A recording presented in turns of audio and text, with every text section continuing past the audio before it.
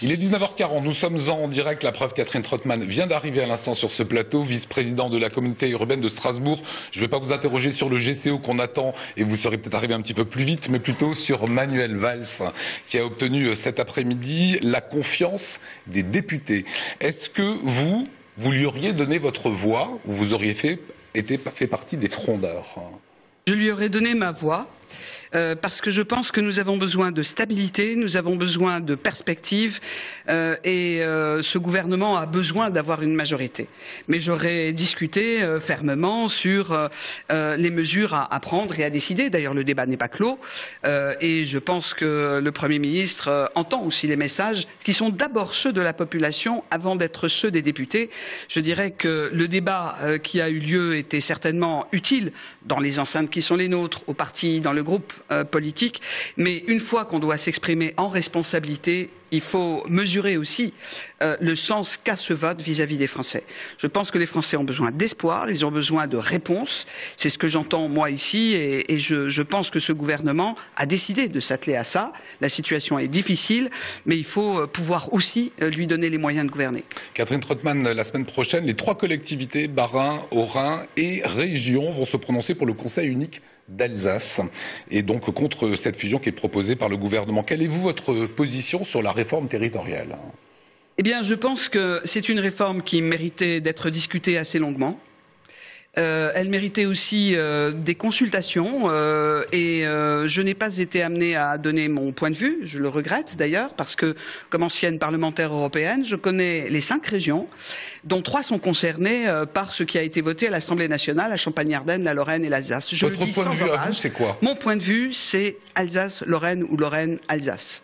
C'est ce qui avait été décidé avec les 2 présidents et que je continue de soutenir. Et s'il fallait 3 régions, je dirais que c'est les 2 régions, Lorraine, Alsace et Franche-Comté, qui ont la plus grande intégration économique, avec lesquelles nous avons des complémentarités, nos pôles de compétitivité aussi, et où cela pouvait avoir un sens. Parce que je pense que la cohérence, la cohésion territoriale doit aussi être prise en compte pour une telle réforme. Donc, alors vous avez vu que Philippe Biss et Armand Young, aujourd'hui, ont publié ensemble qu'ils ne veulent pas d'une Alsace repliée sur elle-même, à l'instar de Olivier Bitz, qui sur ce plateau avait la franchise de prendre une position pour l'Alsace seule, et on sous-entendait que pas mal de socialistes pouvaient épouser cette thèse d'avoir une Alsace unique et non pas une Alsace-Lorraine. Quelle est votre position? Moi, je pense que la pire des choses, c'est d'être divisé.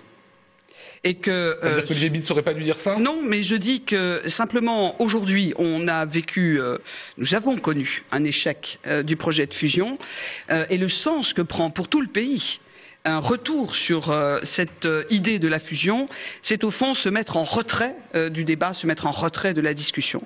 Et tout le monde pense aussi qu'on ne peut pas forcément être seul. On pourrait, c'est possible, mais nous sommes dans une région. Nous sommes dans une région transfrontalière. Il faut défendre cette idée. Nous avons, avec la Lorraine, des partenariats transfrontaliers qui sont de même nature.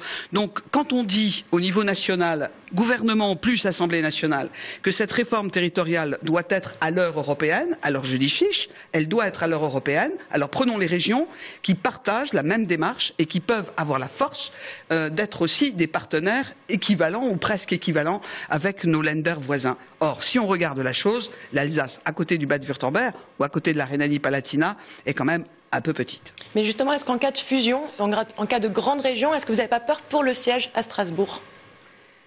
De toute façon, je pense que nous avons aujourd'hui à Strasbourg la seule métropole, et c'est une eurométropole. Ou bien on dit, du côté national, qu'on ne soutient plus Strasbourg comme capitale européenne, ce qui serait une façon pour la France de se tirer une balle dans le pied, ou bien effectivement on reconnaît à Strasbourg cette vocation, ce sens que cette ville peut apporter en réseau avec les grandes villes voisines. Moi, je pense que l'Alsace a besoin de construire ses relations, justement de ne pas être isolée. On a trop tendance à faire de nous une région à part.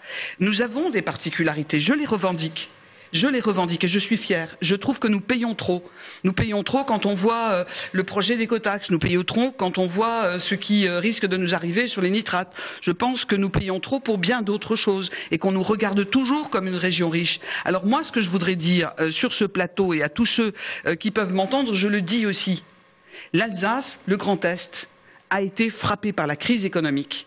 Nous sommes en plein dedans et nous n'avons pas connu, comme d'autres régions de France, un soutien avec des implantations d'industrie, avec des filières que nous avions soutenues. C'est le moment, mais si on est tout seul, on aura du mal à le plaider. Donc vous dites Alsace unique, non. Alsace-Lorraine, oui. Alsace-Lorraine, Champagne-Ardenne, non. Non.